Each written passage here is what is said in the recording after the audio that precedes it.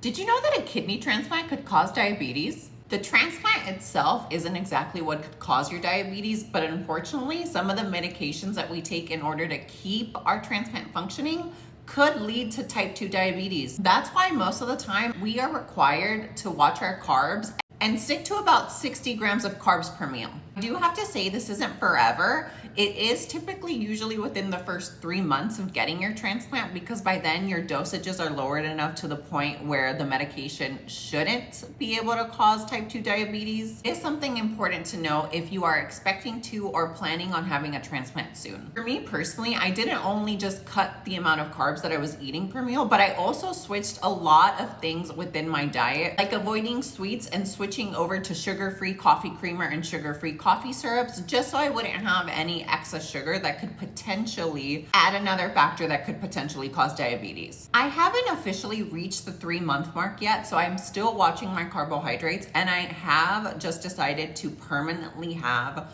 sugar-free coffee syrups in my coffee from here on out, just because at the end of the day, having less sugar in my diet will only be a benefit, not a detriment. The possibility of developing diabetes is a huge deal and could be quite detrimental to anyone's health. But for me personally, having a functioning organ again is really worth the risk of possibly developing another chronic illness. I am not a medical professional. I'm just someone with a chronic illness who has had a transplant. So please make sure to talk to your doctor and your transplant team for more information.